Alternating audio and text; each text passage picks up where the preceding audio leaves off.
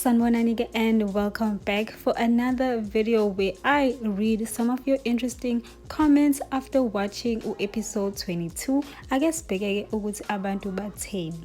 I-comment yokuqala iqhamuka kuCindy's othi uMayeni is not okay. Her anger and bitterness of many years is coming out now.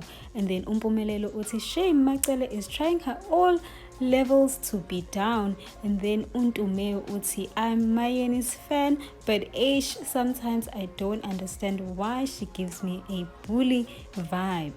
U-Aussie yena uthi Team Shibasi, Team Oshabeni, Team Delulu, and then Asbonge uthi I never liked Umayeni, but this season I love her so much.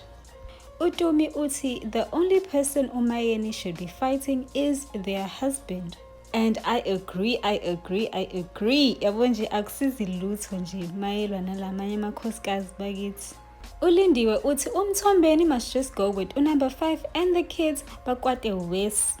Uxulu uthi they can never make me hate Ibubesi. And then uGracious uthi this toothless lion will bite the big lion one day. And then Umadire uthi in next season they should include all the extended family members. We want to see the real action on TV, not read Instagram screenshots. Yo guys, I have to agree with these comments because I want so badly for all of them to be in the same room, wonke umuntu ashiside lakhe ukuze nathi sazi ukuthi iliphi iqiniso, because a part of me is tired of taking sides to like one-sided stories. Yabona ngesikhathi be-addressa le ndaba kaMakhumalo ethu yena wafika qala kuNomayeni, I loved how they did that ngoba now we know the truth. I wish nje ukuthi wonke umuntu onenkinga can just speak up and then labanye abantu ke bekwazi ukuvuma noma bephikisane naye, so we know for sure what the truth is. Umpumi uthi the little lion refuses to listen to the big lion. Hi bakithi, and these days selithwele leli bhubesi yo guys.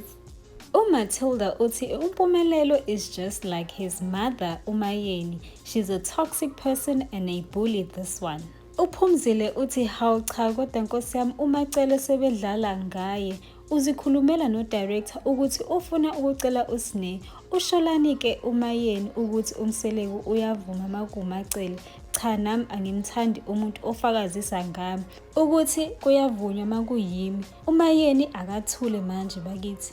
And then uJoy uthi I just don't like Umayeni, she's a bully. Uzizikazi uthi since I rewatched EastEnd from season 1 again, I have never heard Umayeni speaking bad about uMacele, even Kuma Diaries.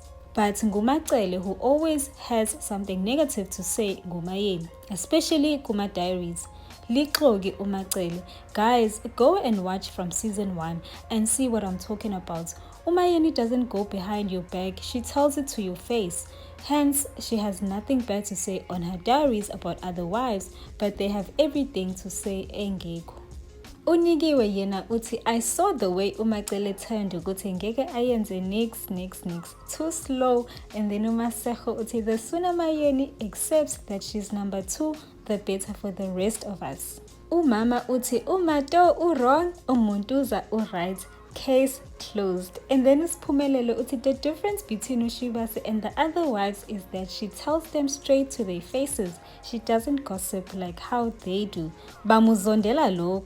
Utlo uthi kanti uMangwabe is still there, when is she going? Hayi nami bakithi sengikhathele nje ukumlinda, ngifuna ukubona ukuthi uzohamba ngempela yini. And then uMaheba Simane uthi kanti what is the meaning of his tembo?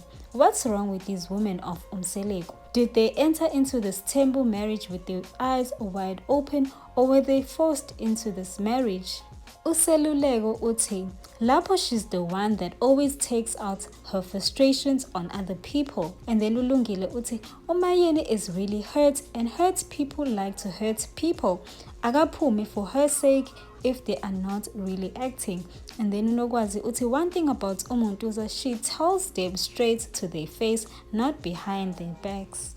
And then uKito uthi wena Mufasa waseThemu, nathi there's nothing we will listen to that comes out of that uneducated mouth of yours. Ngey'khindi zasePep umdala kangaka. And then uEnid uthi he is not in charge anymore. And then uLerato uthi uMacele would go this time cause the others are not going. Nama just wish she could just go on the trip bakithi. And then u-Innocentia uthi uMacele is the real wife for uMusa. U-Elisa uthi uMayeni is toxic. A bullied person always becomes the bully.